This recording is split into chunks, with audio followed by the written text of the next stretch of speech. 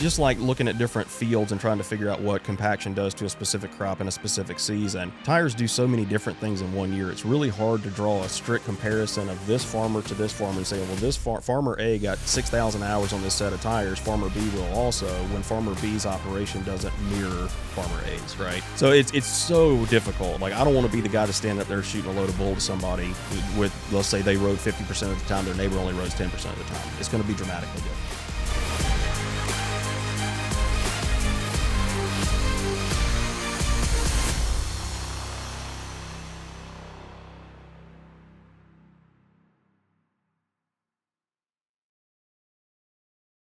Good day. Around the Beat is back, and today we are finishing off our final segment, 3 parts of the next generation in ag. Today I am joined by James Crouch, North America's Ag Product Specialist. Manager, thank you, for Alliance, which is part of the Yokohama Group. Is that right? That's right. Yep. Alliance, Galaxy, and Primex are all under our portfolio. Now, Alliance, I remember, used to be a relatively small ag company, but today, under the big umbrella, there's much more to that story. Is that right? Quite a bit. Yeah, so we're part of the Yokohama Off-Highway Tire Group, which is part of the Yokohama Rubber Company, is the big mothership. And, not 10 years ago, it was just ATG. We were just ATG. It was Alliance, Galaxy, Primex, called the Alliance Tire Group. Right. Then we were acquired by the Yokohama. After that, we also acquired TWS, which is Trelleborg Wheel Systems. So that's Trelleborg, Mitas, and that group. Then we recently closed even on Goodyear OTR business. So the off-highway group under our little portfolio has really gotten big. Huge. Yeah, huge. One of the biggest out there now. It is. We're probably number 3 or number 4, if you look at depending on dollars or tons. And in the ag space, I mean, Alliance isn't a small player on its standalone, right? It's substantial. Number 2, number 3? Probably number 3, probably. number 4, somewhere like that. James, how long have you been with Alliance? So I've been with Alliance for about 7 years now. But you grew up in ag. I did. So I grew up in the southern part of South Carolina, just east of Augusta, Georgia, on a small, nowadays would be called a hobby farm almost. We were sub 1,000 acres. We just did cattle. Grew up in a John Deere dealership. Grew up turning wrenches. It's always just kind of been part of what I love. So that's where I came straight out of college. 2 weeks after I graduated college, I jumped right into ag tires and been here pretty much ever since. And you got a brother in ag tires too, right? I do. So tires run deep in the family. So I've got a brother that's still in ag tires, and just tires in general. My brother-in-law is in tires now. My wife was in tires when we met. Why is that? Why do we do that? Why do we all get in it and just not leave? I don't know. I tried to get out one time. I left for about 3 years. Worked for Bobcat Company. It was a great experience and came boomeranged right back into ag tires. Well, I've been really excited to have you on because whether you know it or not, your name is a big deal in ag now.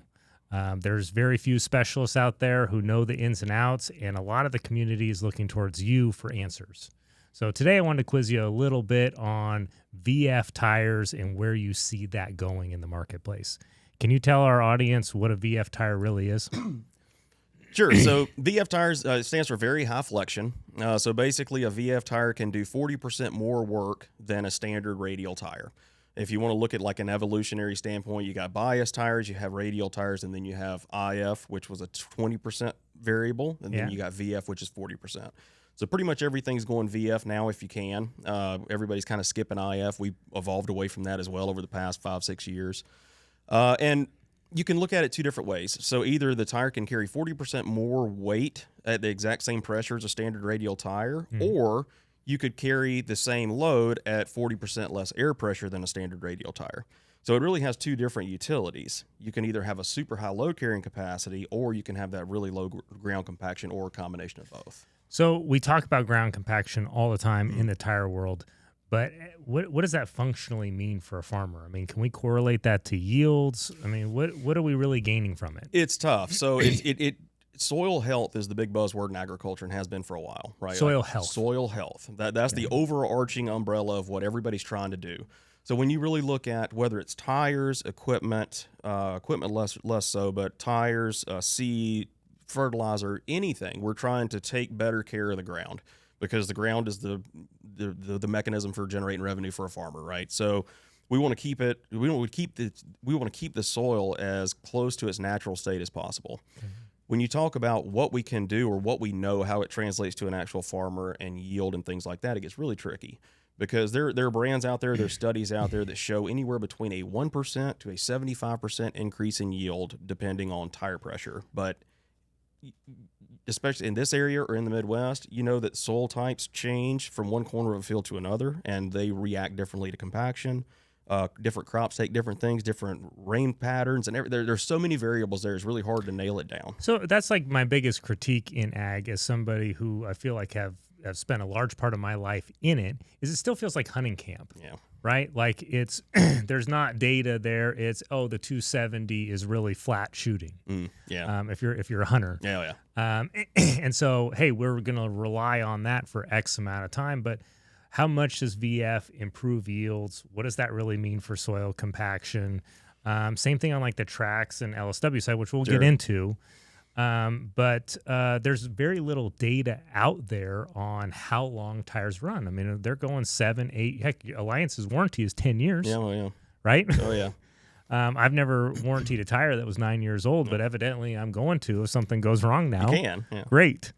But I guess do you see it headed that way where we're actually pulling data how many hours these tires are getting, or how a VF affects soil compaction or yields? We are. So we're more prone to looking at different yield increases with tires than we are looking at like tire life, because just like looking at different fields and trying to figure out what compaction does to a specific crop in a specific season, tires do so many different things in one year. It's really hard to draw a strict comparison of this farmer to this farmer and saying, well, this farmer A got 6,000 hours on this set of tires. Farmer B will also, when farmer B's operation doesn't mirror farmer A's, right? Right. So it's so difficult. Like, I don't want to be the guy that's standing up there shooting a load of bull to somebody with, let's say they rode 50% of the time, their neighbor only rows 10% of the time. It's going to be dramatically different.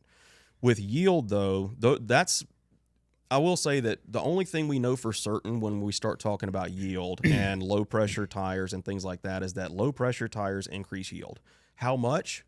I'm not going to sit here and tell you 1 to 50, but it increases yield. So let me ask you this: you're in kind of more of the heartland. You're out of Houston. Mm-hmm. You're dealing with wheat, soybeans, corn as you go farther up north. What's the yield difference? Like, what's the delta between one farmer on one side who's got a bad yield and another farmer on the other side of the road that's got a great yield? It could vary 20 to 50%. Okay, that's substantial. Yeah, it could be. That's not a small amount. No, and it depends on when they got in the field. Like when you get in the field is a huge make or break. If you start, like a lot of the work I do is in the Midwest, of course, just because of agriculture, corn and beans and wheat. And I mean, a guy in Iowa, if with a 10-day break, a 10-day delay getting into the field can really make a difference on yield, like a huge amount. So that's why field access is so critically important. Huh. Okay. So if VF is making a huge impact, are we seeing OEMs pick that up? I mean, is John Deere, Case, is that becoming standard, or why isn't it standard across the board now, you think? They're getting there. So like, look at Europe. So Europe is ahead of us in agriculture in a lot of ways because they've been forced to be, right? And it's just a different machine. They're stuck to 3.5 meters wide on the road. They have to be a lot narrower. If we need more capacity, in the past we just put bigger tires on it, wider tires on it, whatever. They don't have that luxury. So you can look at it two different ways. Europe has adopted IF and VF technology long before we did, simply because their machines are the same machines that we have. So they have a 45,000-pound front wheel, a 40,000-pound front wheel assist, and instead of being on 8 tires, it's on 4. So the pressure is either super, super high, and they're very compaction conscious there as well because they're managing smaller fields and they run right up to the headland. Yeah. So they want to get that pressure lower, whereas here the conversation was a little bit different. If you look, let's see, it was probably 2010 or 11. The first VF tire really came into the market as a specific North American product, and that was on Rogators because they needed the capacity. What's a Rogator? It's a sprayers, high clearance sprayers, self-propelled sprayers. So they needed the capacity. So they were having to carry 11,000 pounds per corner on that machine, and the only option that they had was to go with a tire that required like 73 PSI, and it would beat the fillings out of the operator. It was horrible. So then they came to a VF tire, dropped that pressure down to about 48, 54, and the ride quality changed and everything. So the North Americans really adopted VF. From the OE side, they adopted VF for capacity before compaction. In Europe, it was kind of the other way. Interesting. Yeah. See, I always thought it was fuel. I always thought fuel became a part because Europe was twice as expensive as North America for many, many decades. That's a big one as well. That is critical in Europe is fuel for sure. So we did a field study. We'll talk about it later, but I don't think people understand how much fuel a tractor actually uses. Let's when talk it's about it load. now because we look at it on trucking side. The truck, the driver, tires, fuel, those are the four major components. And fuel and tires are way up there. From an ag standpoint, I mean, how much is fuel factoring into overall budget and how much are tires impacting it? Tires can impact it quite a bit. There's a couple different ways to look at it. I would assume that probably 75% of ag tires out there are overinflated, at least that much. On a big front wheel assist, people normally put max pressure in them, 35 PSI. I think it's more than that. I It think, may be. I think it's like 90%. I mean, It may very well be. I would have to quiz, if we quiz tire technicians, right, what they're going to do out there in the field, they're going to hit whatever's on the Put it sidewall, on the right? sidewall, yeah. Yeah. And so there's a couple different ways you can increase your fuel efficiency with the tire. You can run the right pressure, even if you have a standard radial. Then when you look at VF tires, and when you're in the field and you're reducing that slip, it can dramatically increase your fuel economy there as well. Mm-hmm. Europe's much more conscious of fuel economy than we are, especially in agriculture. Like, it's a decision-making factor for someone in Europe to go to them and say, hey, you're going to get 15-20% better fuel economy using this tire versus this tire. Here's your ROI. You could just put pencil to paper selling and show them, hey, this is black and white. This is what it is. Wow. Here, it's very difficult to have that conversation with an end user and say, we can increase your fuel economy by 10% if you spend 6%, 10%, whatever more on the tires to get VF versus standard or whatever. It's very hard to make them get over that hump. Why do you think that is? Fuel's cheaper. Like off-road diesel or like agriculture use diesel is still very inexpensive here compared to what it is around the world. Red diesel is very inexpensive compared to what it is somewhere like Europe. It's $1, $2 cheaper now? No, it's more. It's probably, at least every bit of that. Yeah. Probably more than that. But I mean, if you think about it, every year or every model year, the tractors that come out are bigger and they're using more fuel. I mean, look at a big 9RX now. Those things burn like 30 gallons of fuel an hour when they're under a load. Like, it is a lot of fuel, and people still buy them. Mm-hmm. And we hear when we're having conversations at trade shows with farmers, and I'll ask them like, hey, where are you really conscious about your fuel economy? They're like, it's kind of just an expense that they just kind of, it's just an expense, right? It's not one that they're really going to make a purchase decision off of yet. I used to make that argument for the Firestone 23 degree that it generated a lot of traction, and that's why guys liked it. But it didn't necessarily road well, and it used a ton of fuel in order to generate that traction. But there was red diesel was $1 for a long time. Oh yeah. That it didn't really matter with that tire. But now you're starting to see tires all come with 45 degree. Really be meant for roading, more fuel efficient, whether the farmers want it or not. Mm-hmm. And talking about tread design, I mean, the 23-degree tread bar makes a lot of sense. If you're off-road all the time and you're not on the road and you're just looking at flat ground farming, I mean, think about it, the perfect tread design for forward traction in an off-road scenario is a 0-degree bar like a tank track, right? Just straight perpendicular to your method of movement, right, or to your motion. But a 45 the perfect tread design for lateral stability is 0-degree the other way. Yeah. So the 45 is that happy medium between the two that still gives you the good roadability, good forward traction, and good lateral traction at the same time. Huh. But the 23, again, in an off-road situation, if you're purely off-road, the tires work great. I mean, they've had that pattern out for a very long time for a reason, and there's people that like it for a reason. But if you're roading, the whole conversation changes. So we're on tread patterns. What about multi-purpose tread? At what point do you feel like I guess I'm going to do this in reverse. At what point do you have to go to a standard bar lug, a standard 45 degree, short bar, long bar, long bar, long bar? At what point do you have to go to that?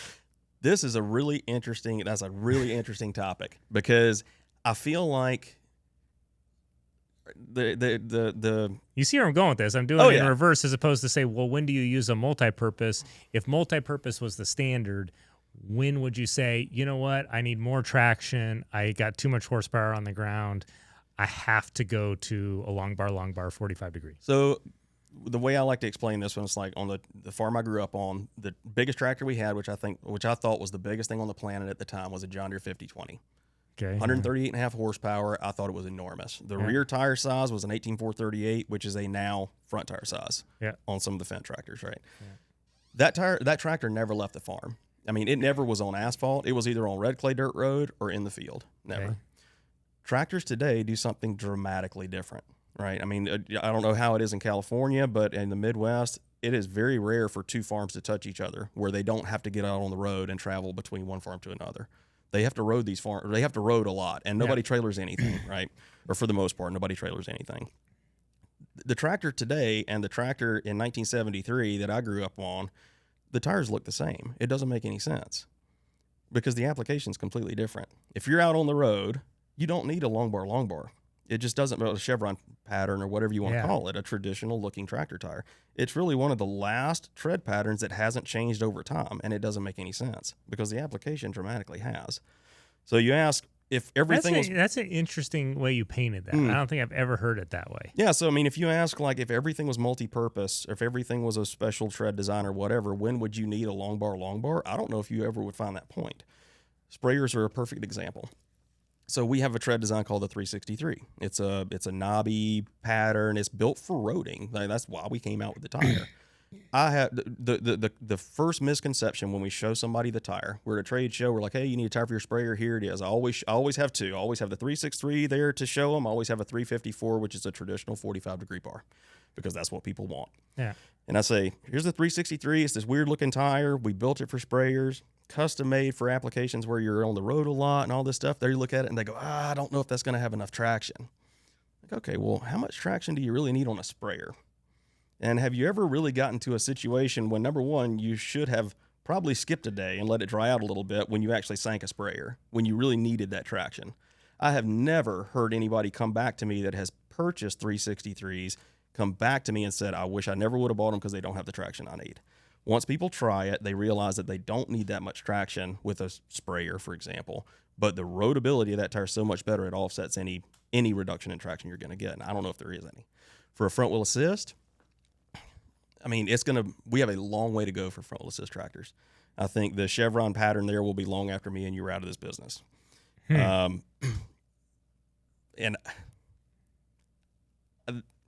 the agriculture industry is very slow to evolve, right? Like, I mean, the average farmer is 58, 59 years old. Like, there's a lot of just tradition in it. Yep. And a tractor tire looks like a tractor tire has for 100 years.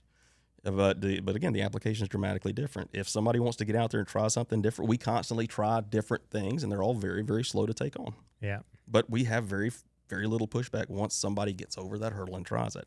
Most of the people that will try those new patterns are the new generation of farmer, the people that are our age that are out there watching stuff like this, trying to learn about why it's different, like why the tread pattern is different, what it actually matters, right? Those are the people who are actually out there willing to try stuff. So Alliance and you guys have been doing, I've seen out there, you're calling field days? Field days, yep. Pretty cool concept. Yeah.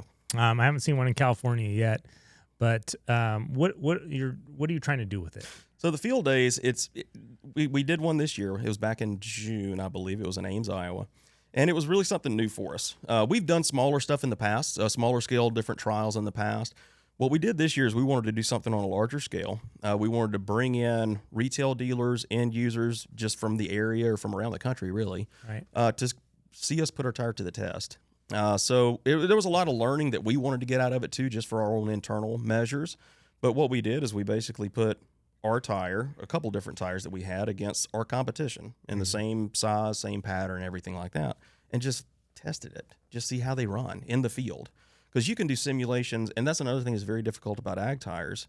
Even testing, like lab testing, you can do a truck tire simulation anywhere, anytime, right? You have the different road terrain, stuff like that. You put it on a drum, let it run, and you can get a pretty good idea of what it's going to do when it gets in the field. Pretty good.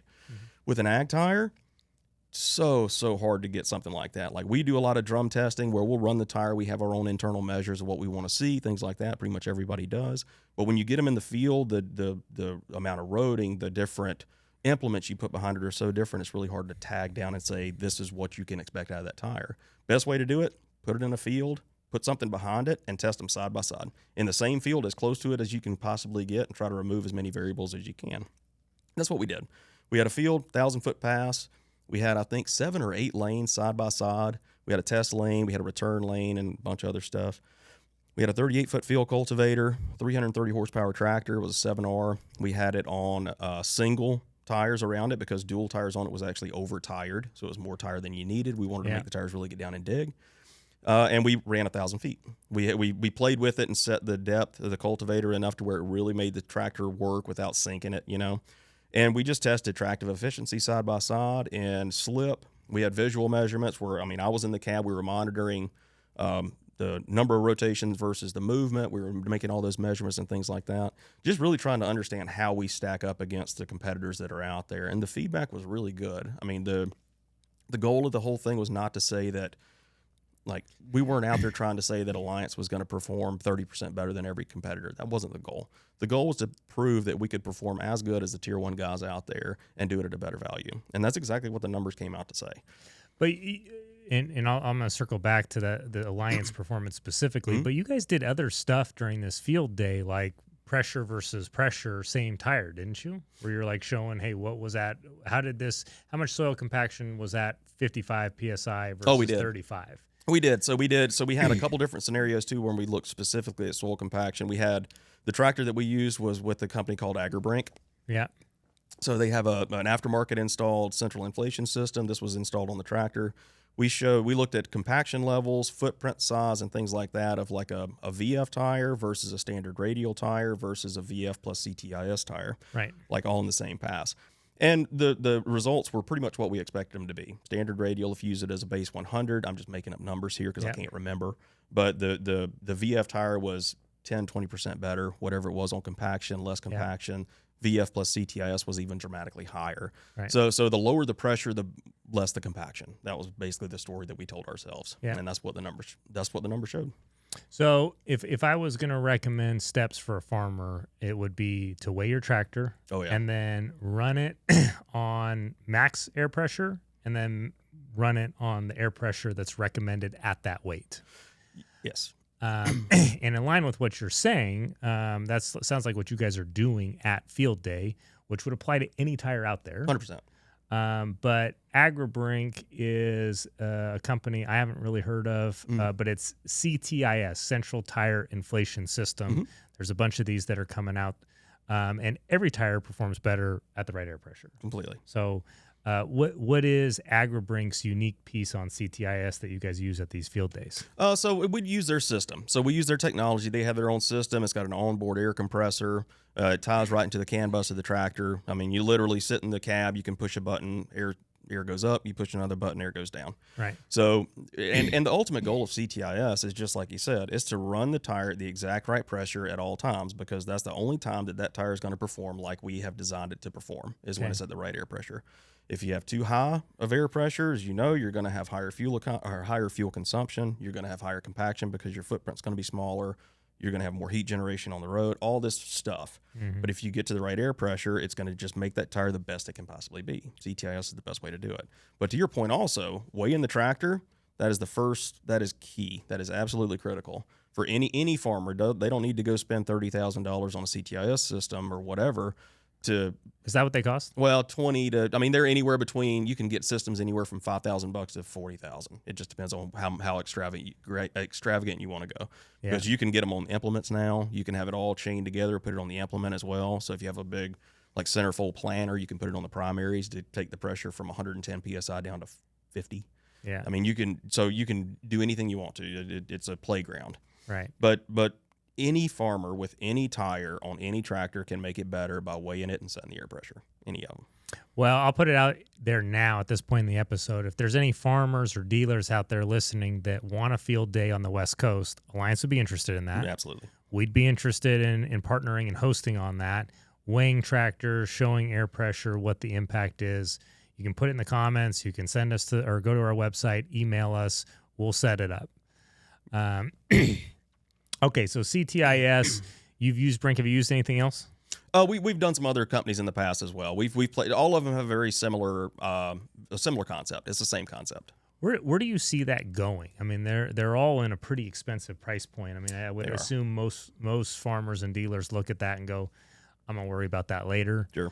It's got to get cheaper. Oh yeah, to be more palatable. It's Yeah. got to be on OE. Is there any CTIS systems in OE yet? it is. So Okay. this year at Farm Progress, there were more CTIS systems there than I've ever seen.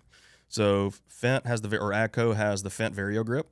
So Okay. that's the Fendt system. They also offer it on a Massey Ferguson. It's not the Fendt, it's not the Vario Grip version, but they have a solution on Massey Fergusons too. You're saying Vario Grip? It's called the Vario Grip. That's their brand. That is their own proprietary CTIS Okay. system. John Deere launched one also this year on an 8R. Yeah. So the 8R 410 that they showed at Farm Progress had CTIS on it from the factory already as well. And you're seeing it expand on all over the place. It's a very, very low take rate because number one, people don't understand it. People don't understand the value of it. That's what the tire people are really trying to promote, saying how important air pressure actually is. Yeah. In Europe, it is much, much more popular already. So there's several different aftermarket groups doing it over there already. I don't know what the take rate is from OE there, but it's dramatically higher than what you see here already. So it's coming. It's slow. It's going to take a long time, and it's still going to be a very small subset. But Until we can prove in the tire world that the impact is this many dollars on fuel, yields, tire wear, etc. It's got to get to a dollar amount, right? sorta. So, yeah, well, yes. At the end of the day, yes. But you know where I think it would be interesting to do a study, which we have not done, is just a concept. But North American farmers, especially, they buy horsepower. They pay for horsepower, right? Yeah, we love big stuff. We like big stuff. We Yeah. want to see the Hell smoke yeah. roll. So, what I would love to do is do a comparison side by side. Do a standard radial tire versus a VF tire versus VF with CTIS, and actually show power output of those three different conditions, and show that VF plus CTIS condition at the right pressure can put more power to the ground than a standard radial. And you actually then therefore you translate more horsepower from the engine to the ground because you have lower slip. If you could do that, then I think there's something to it, which is fuel economy, but still. What would the difference be? I don't think I'm tracking with you. So if you have a standard radial, you have a VF, and then you have a VF on a CTIS system, and you're saying put them all at the same air pressure? Oh, put them at different air pressures. Put Oh. standard radial versus VF air pressure versus VF at CTIS. Oh, I see. Pull them side by side and show that VF plus CTIS can outperform the next class tractor size up. I think that would make somebody say, okay, maybe. Instead of going for the 8410R, I can probably do an 8320 or whatever it is, right, and save some money on horsepower because I can actually put that horsepower to the ground. Look at front wheel assist tractors today. I mean, Fendt is the perfect example, and I'm a big Fendt guy, or a Fendt fan anyway. Grew up green. Now I'm starting to look at the other green. They're really impressive. I mean, the 1050 Fendt is like 525 horsepower. So I hear this more and more. Yeah. I mean, people won't say it out loud, but they'll say it to the tire guy, right? Tire guy's like, he holds all the secrets, Yeah, right? sure. And there are more and more Fendts coming into the West Coast. Huge. And look at the power those things are putting out. So they have basically created a front wheel assist tractor that can do what a four wheel drive did, and it's much, much more efficient. So when you look at fuel economy, for example, you have a big enough farm that's looking between an articulating four wheel drive, which is just horsepower and weight, versus a Fendt, a big 1050 or whatever. That Fendt can do everything that four wheel drive, most things that four wheel drive can do, and it's more versatile and it's more efficient at the same time. People are starting to figure that out, and I mean, AGCO's doing the right thing with Fendt. They got a long way to go.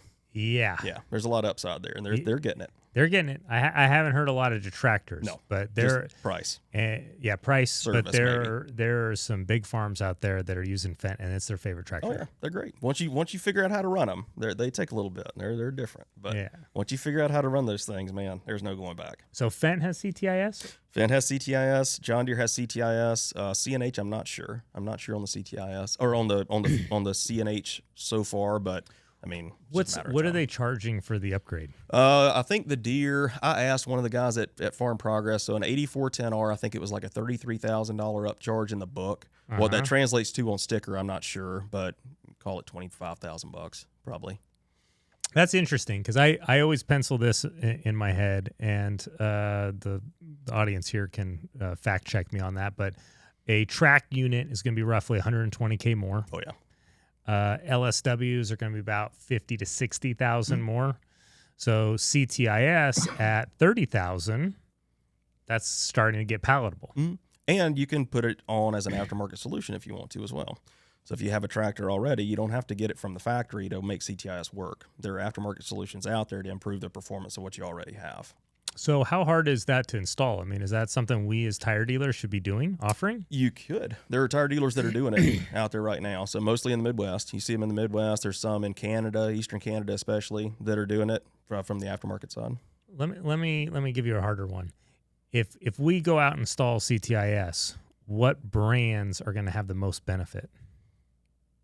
As far as tire brands? Yeah, tire brands. So if you've got everything, CTIS is this great system that's going to have everything running at optimum air pressure.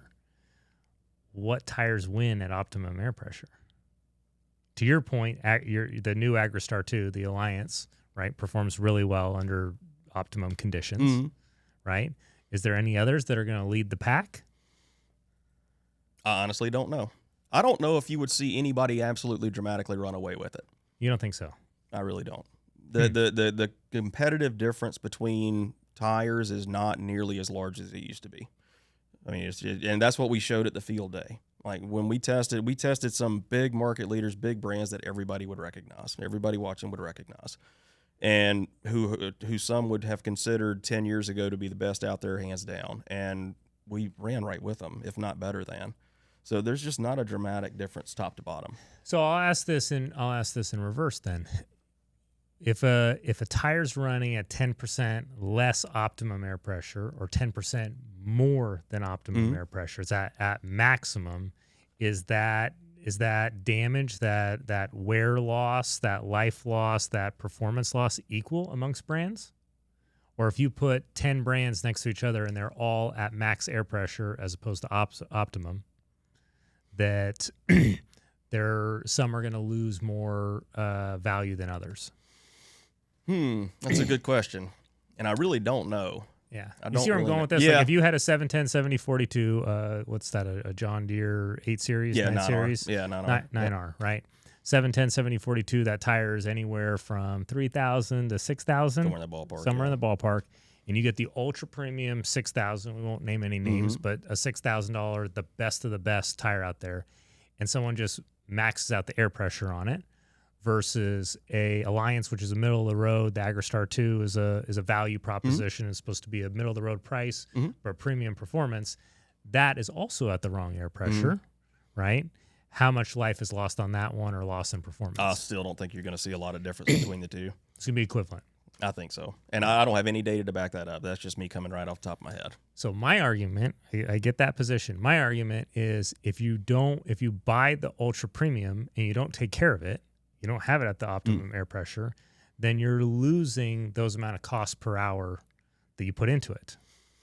Sure, and so and there's another way to look at that too. So looking at where we play kind of in the tier 2 value space versus a tier 1 super premium, whatever that may be, if the performance is similar between where we are, let's use that 71042 example. Yeah. Let's say we're at X dollars, the tier 1 is at X dollar plus 50%.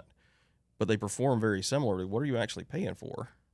I get that point, absolutely. Yeah. If it performs that well, I'm just making the argument that if you're buying the ultra premium for whatever reason, let's say it's a 710 7042 that gets we'll call it 8,000 hours. Yeah. Right. I think that's a great run for that's right. a good one. Yep. And you paid $6,000 for it, but you lost 10% because you had it the wrong air pressure. Yeah. Okay. Versus an Alliance, right? If you've got, let's say you're getting 7,000, you're getting 7,500, 6,500, well in there for a price discount of 20, 30%. Yeah. Okay, then if you're still running at the wrong air pressure, then that cost of running at the wrong air pressure was lower than the ultra premium. Fair enough. And I understand where you're at. And you're right. Yes. Correct. Okay. I agree. I think that's an interesting point from a buying decision. Like as I talk to farmers about it, hey, let's say your position is I'm not able to maintain the perfect air pressure, right? I feel like that's something that I get pretty regularly. Joe, you're in a fantasy world as a tire guy on the air pressure. I can't take out the air when I get in the field, put more air into it when I get on the road. I've got guys moving all over the place. We're farmers. We're used to stuff being hard on it, and it needs to run regardless. So under that premise, that's where I would say, okay, hey, look in here because don't buy the Porsche if you're not going to race. Yeah, fair enough. And that's where the tier 2 segment that we play in is. I think that's one of the reasons that it's been growing, is because 100% dramatically growing, is because the value is I mean, the performance is great, that we stand behind it with our warranty and all the other fun stuff we do, and the price difference there is just enough to make it make sense. So the value segment has grown tremendously, but tracks and LSWs are also much larger than they were 30 years ago. Oh, yeah. Let's start with why. We'll start with tracks. Tracks is really interesting, and that's something that, I mean, it's just kind of, I don't want to say came out of nowhere, because hindsight's 2020, but I mean, just south of here, the Central Valley of California is really the birthplace of tracks in agriculture. Yes. Yellow, low 2-track machines are still everywhere here. People just put new engines in them and they just keep going. Mm-hmm. But that's really where it started for like chisels and stuff like that, where you really needed just a chipped up engine. Well, and isn't it Holt? I mean, there you go. Holt started the metal track. The metal tracks on that in the Modesto area. Yep. And then you had the Challenge or the Cat 2-track rubber tracks came out. Yeah. So that's where it started. It spread, and I think there's multiple reasons why I think tracks took off. If you look, I saw a picture. This was, I don't even remember, a year ago or so, where C&H actually showed a 4-track front wheel assist at Farm Progress in 1986. Wow. A 4-track. Really? A front wheel assist. And it never took off. I don't think they ever commercialized it. It was a concept, but it was a weird looking thing, as the old boxy Case International style, and that was 1986. That's the year I was born. Yeah. Okay, now we come to today, where 4-wheel drives coming off of the Fargo factory with C&H. It's like probably 3 out of every 4 have belts on them now. And I think the reason it did that is because number 3 one, out of every 4. probably it's probably pretty for 4-wheel drives. It's probably pretty close to that. Wow. If I had to guess, it's up there. So if I had to guess, I would say I think there's a couple different things that happened. I think the horsepower that people were shooting for, people being the OEMs that were shooting for, tires just weren't set up for it. I think a lot of people got gun shy with power hop and road lope when radial tires first came into the market. Yeah. So I mean, there were tire people that were designated toward figuring out power hop and road lope, because ballasting and weight and all this stuff and horsepower, it was just this perfect storm of bias tires really didn't do it. And power hop, for the viewers that are watching, power hop is when the sidewall of the tire finally just starts to recoil and the tractor will bounce. And I've seen 4-wheel drives come off the ground. It's terrifying. Bias tires don't do that, because bias tires just don't flex that much. Right. Radial tires do. So when radial tires came in, power hop became a thing. When IF tires came in, soon after that, power hop got worse. Mm-hmm. Tracks don't power hop because there's nothing to hop. Right. So I think people saw it as a solution to where they did not have to worry about power hop and road lope anywhere, or power hop anymore. So they said, you know what, that's it. The other thing that tracks did really well is OEMs marketed it and still market it as a guaranteed source of traction. And I'm not going to argue that too much. Like, tracks provide a lot of traction. Yeah. It is what it is. You're basically laying down a rubber belt and driving over the top of it. That's what you're doing. So there are applications where I don't think tires are going to come back in any case, right? Like large grain carts, for example, it's predominantly tracks now, over 1,000 bushel. And I don't see that coming back too much. I've talked to very few people who come back to tires after going to tracks on something like that. 4-wheel drives, maybe. I don't know if it'll ever get back. It'll never get back to where it was, where even at 25% tracks versus tire, I don't think it'll ever get back there. But I think there's going to be a transition back a little bit to tires. Number one, because of cost, because like you said, it's $130,000 difference between tracks to tires. That's an initial price, and they're maintenance intensive. Yeah, and they're very maintenance intensive, and they don't road well. Or so, I mean, if you're transporting from farm to farm and you're running 40, 50, 60, 80, 100 miles, tracks wear out really quickly. Not just the belt itself, but the bogies, the bearings, all the other fun stuff that's there. Yeah. So there's a cost associated with it. Some people assume that cost is just the cost of doing business, and the cost of, it's almost like an insurance policy. Like, yep, it's a $200,000 more with upcharge versus maintenance, but I know I can get in the field when I need to go. But what's that compared to? Is that compared to a tractor like we just said? 90% of tractors have tires that are overinflated. It's not a very good side-by-side test to say tracks are dramatically better when you really never gave tires a shot. Mm-hmm. And then you throw CTIS in it, or VF. Let's just talk VF. Put CTIS on a shelf for now. just going VF with dropping your air pressure by 40%, I guarantee you with a 4-wheel drive, I can outrun a track on dry ground.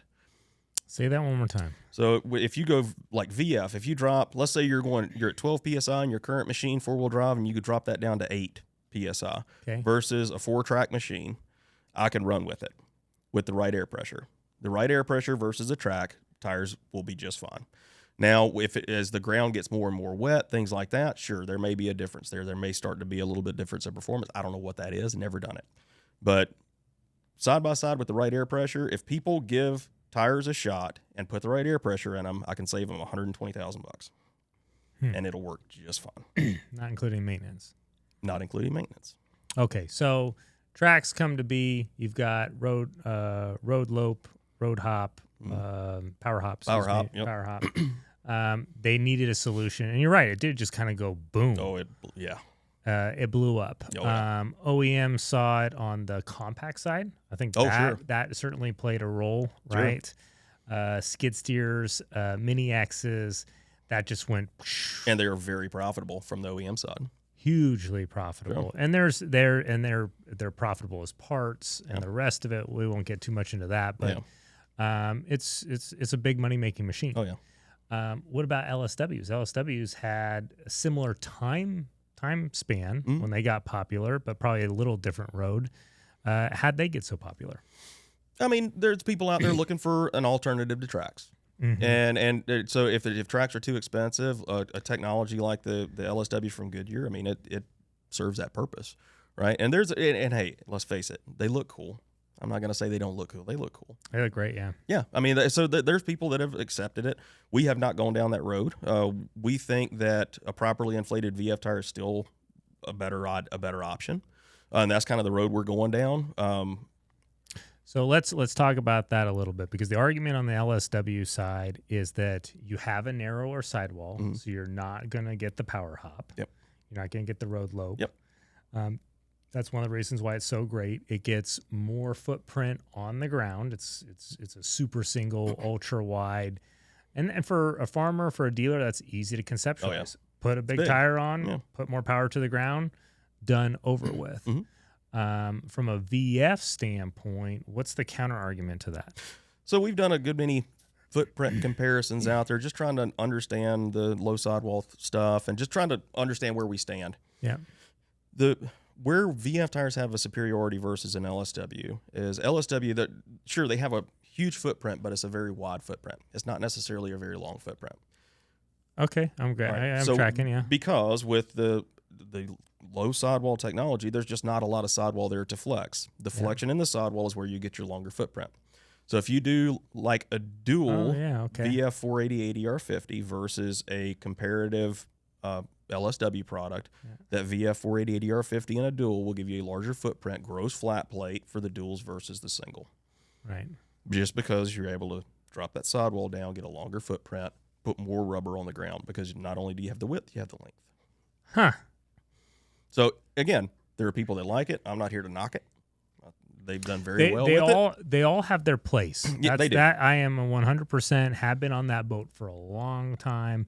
This is not two different? Well, if it is two different religions or three different religions, they all got their own piece of the pie at this point. This is not a spark cult. Yeah, no. This is here to stay. Oh yeah, that's not going. I mean, but again, we're convinced. We have convinced ourselves. We've done the research in the field to show that more side, because at the end of the day, the tire carries no weight. The air inside the tire does. Yeah. So we want to offer as large of a volume of air inside that tire as humanly possible to give you the biggest footprint and the most capacity you can. Yeah. So how does VF go through its next chapter? You know, one of the arguments I've made since it came out is it still kind of feels like voodoo magic to a farmer. Yeah. It's still the same looking tire. It just costs $1,000 more. Same wheel, same everything. Yeah. Same. Well, they say sometimes put bigger wheels on, bigger air chamber, all that. But still, it just looks like another tire compared to LSW, which is a bigger tire, compared to the track, which is clearly different. What's VF's next chapter to basically answering that high horsepower, that soil compaction, that traction problem that farmers want to solve? There's a couple different things. I think there's still a long way to go with tire manufacturers adopting CTIS and understanding how to loop CTIS into VF tires. So there's not really a bonus, a regulatory or a regulated bonus that I'm aware of for running CTIS plus VF. So when you have a VF tire, it's just a derated schedule. So it's just rated for 40 miles an hour. You have one schedule to look at. I think there's an opportunity to do something beyond that. Personally, this is just James talking. I don't think there's I don't know if there's a huge opportunity for VVF or whatever you want to call it that's going to be 60% less instead of 40%, because if you're not maintaining your air pressure, it doesn't matter anyway, right? So I think if you're able to incorporate CTIS into this whole system and have some type of bonus because you're running the right air pressure at all times, as a tire manufacturer, we should be able to remove some of the safety factor that we build into tires because we assume they're all overinflated or underinflated. So there's a safety factor built into every tire. Mm-hmm. But if you have CTIS and it's running the right pressure at all times, we can back that down, give you a lower pressure, give you more capacity. So I think that's the next step of VF. It's incorporating the proper air pressures into VF at all times. Because right now we got all the capacity you need. You need capacity. We've got a tire that carries 66,000 pounds now. I mean, it's the capacities insane. have gotten nuts. I saw the whole new AgriStar 2 chart. I mean, for West Coast, it's overkill by 1,000, 2,000 pounds of tire. Oh, sure. Yeah. I mean, yeah, capacity. We've got all the capacity you need in the world. Lower air pressures is another thing. I mean, right now, the bottom of the load inflation system or load inflation pressure table is 6 PSI. So for like a big 71042, we keep using that one because it's very common, but you can go down to 6 PSI in the Tire and Rim Association and the regulatory stuff for that. Going to 4, are you going to see that much of a difference? Is anybody really going to be able to do that and maintain it? So I don't know if that's the right way. So I think just being able to reduce the amount of pressure you need to run within that parameter of that, 6 PSI, or whatever you need to carry your weight, being able to reduce the pressure needed for that, give some kind of bonus. If you're running VF plus CTIS, I think that's the next step because there's something there. I don't know what it is. I have no idea. There are no industry secrets that I'm aware of, but I think there's something there to benefit people that are running CTIS. Yeah. I'm with you. CTIS needs to be brand agnostic. It needs to make 100%. A run. Needs to get cheaper. I mean, there's pressure sensors. We put them in ag tires, mining tires now. Oh yeah. They're $100. Yeah. And probably gonna get cheaper and cheaper. Oh sure. Well, I mean, think about it. So that's a big push right now is that people are coming out with tires that are CTIS ready, right? So the multiple brands are doing it. It's kind of what does that mean? It doesn't mean anything at all because the bias tire is CTIS ready. What does it doesn't mean if you have a variable of air inside the tire is CTIS ready. Is that like when we see the passenger tires that are EV ready? Yeah. What does that mean? I mean, I'm sure there's something in. I don't know passenger car at all, but I'm sure there's some magic in it that makes it. I don't know what that is, but I crack up when I see it. What does it mean? It's ready for high torque? Like maybe, maybe or more weight. I don't know. Yeah, okay. But CTIS ready tires. I don't think. I mean, all tires are CTIS ready as long as it has air in it. Yeah. But again, I think incorporating in some type of bonus because that farmer's going to run the right air pressure at all times. I think that's the next step. I think there's something there. So James, you're really passionate about ag. Oh yeah. Oh yeah. And that's why you're here. We do a segment on the show called BDE, What's Your Big Dog Energy? I mean, with this much passion, was there a moment in your career where you were like, hey, this is freaking cool, or this is what I want to continue doing? I mean, we joke all the time about being stuck in the tire industry, but honestly, was there a moment where you're like, I absolutely want to continue doing this? I don't know if there's one specific moment. I think my first venture into tires in any form or fashion, when I got out of college, I moved from South Carolina to Des Moines, Iowa. I had never been further away from home than 4 hours away before I was 23 years old. Never been further away than Tennessee. And wow. Yeah, the company that hired me out of college thought it'd be a good idea if I lived in Iowa and covered Iowa for agriculture tires for aftermarket sales. Yeah. So went to Iowa, blindfolded, didn't know anything about it really. And I was just blown away.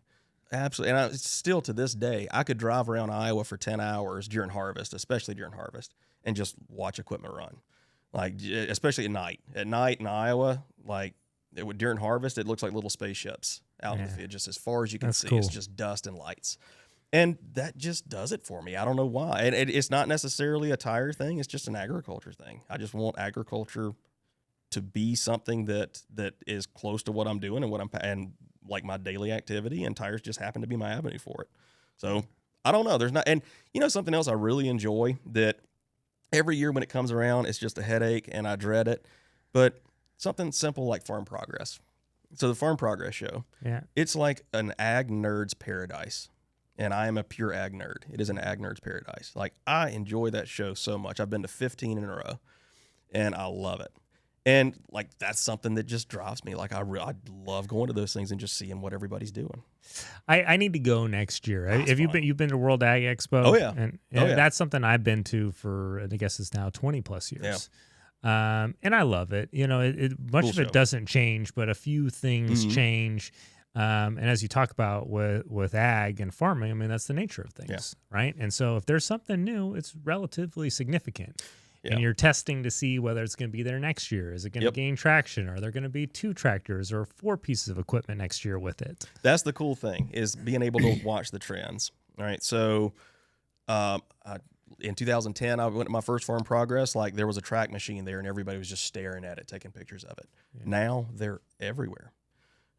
This year, I talked about CTIS systems. There were CTIS systems in multiple different booths. Never seen that before. Next year, we'll see. So what's Farm Progress like compared to World Ag Expo Tulare? Similar.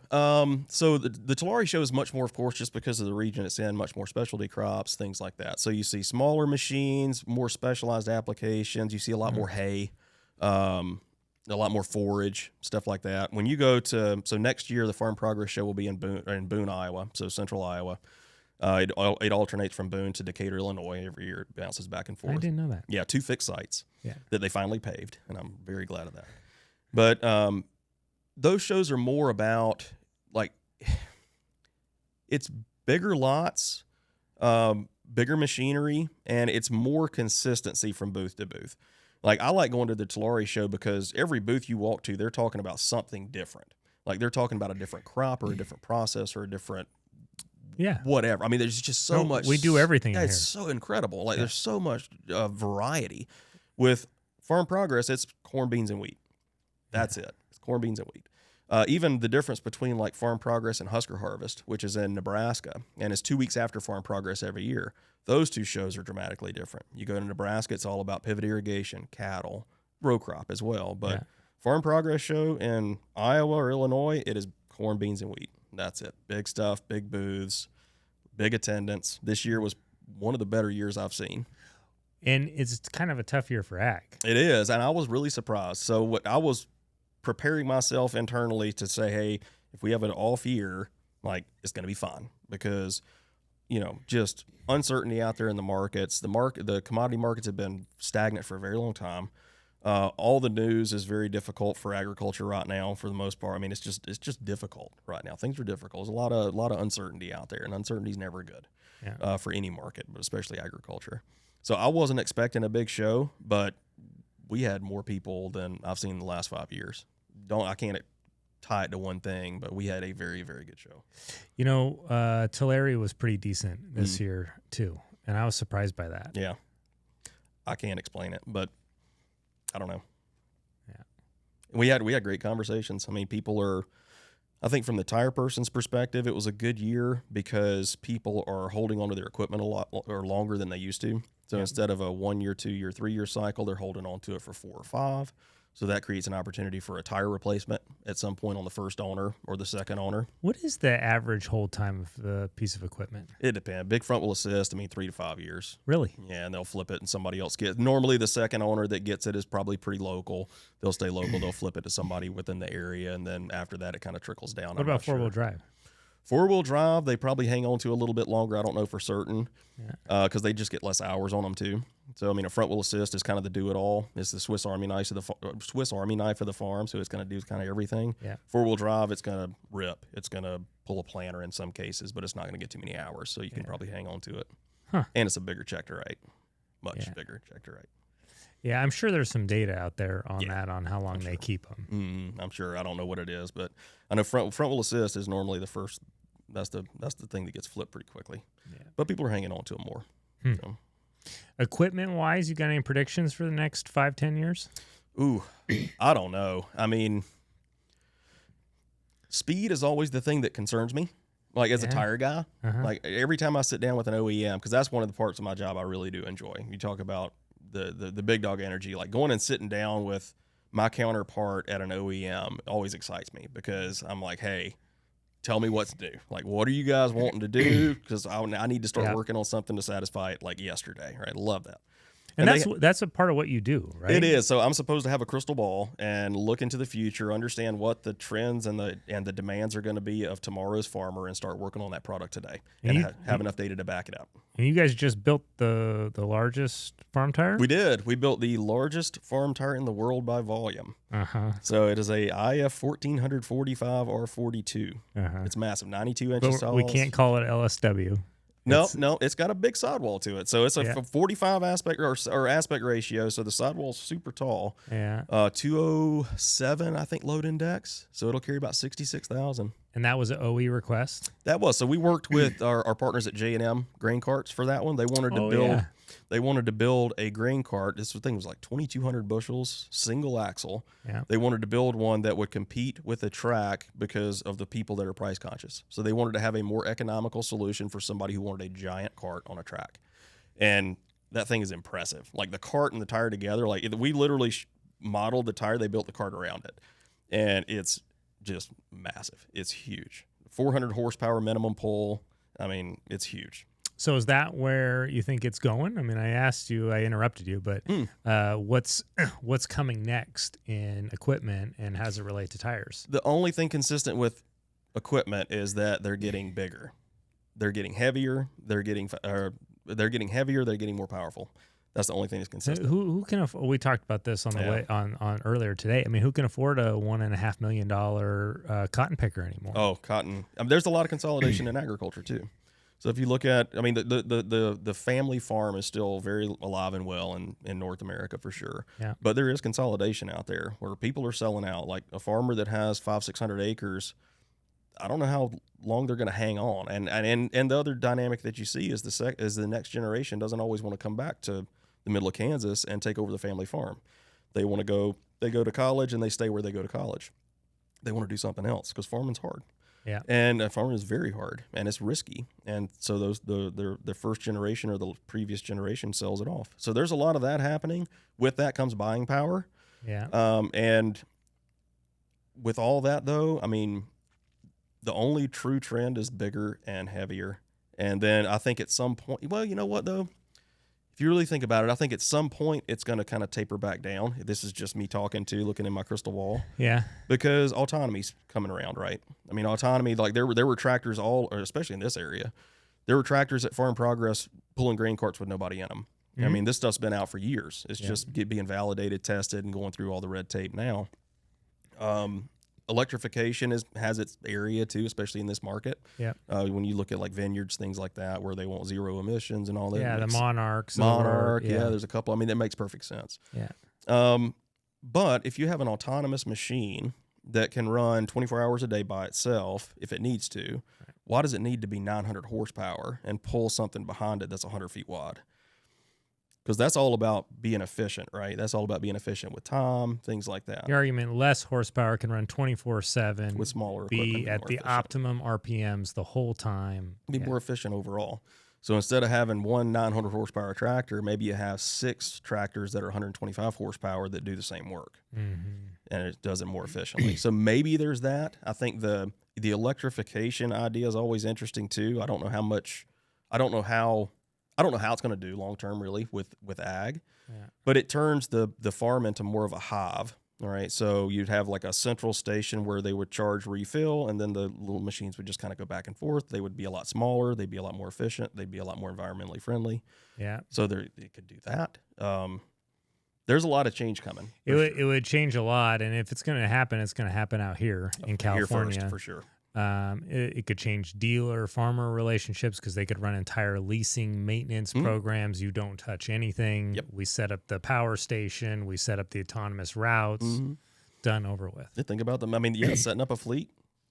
I mean, it would completely change everything. You would have a fleet of tractors, literally a fleet of tractors. And think about it from the yield perspective. If you have a 900 horsepower tractor or 800 horsepower tractor, let's say, or 700, because 700 is where everybody's shooting for because it gets you over the emissions stuff. So you don't have to do DEF and all that stuff. You can just have a big diesel engine at 700 plus. That's why everybody's shooting for at least that.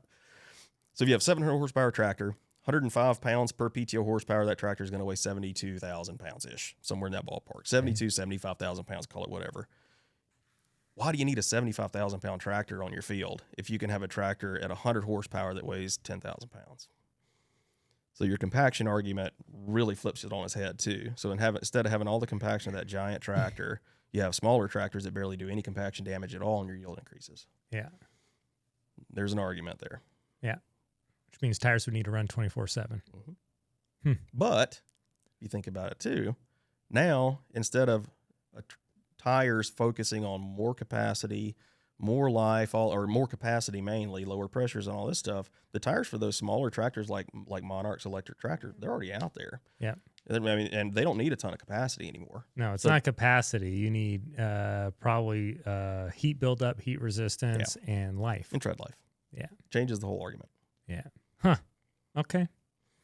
Probably conversation for another year. Oh, yeah. It's coming. One. It's coming. James, this has been great. Yeah. I really appreciate it. You got anything left for the viewers? Oh, yeah. If you want to learn more about Alliance Tires, what we can do for you, just check out our website. Okay. James, thank you. Let's air this one up. Sounds good. Thank you. Thanks.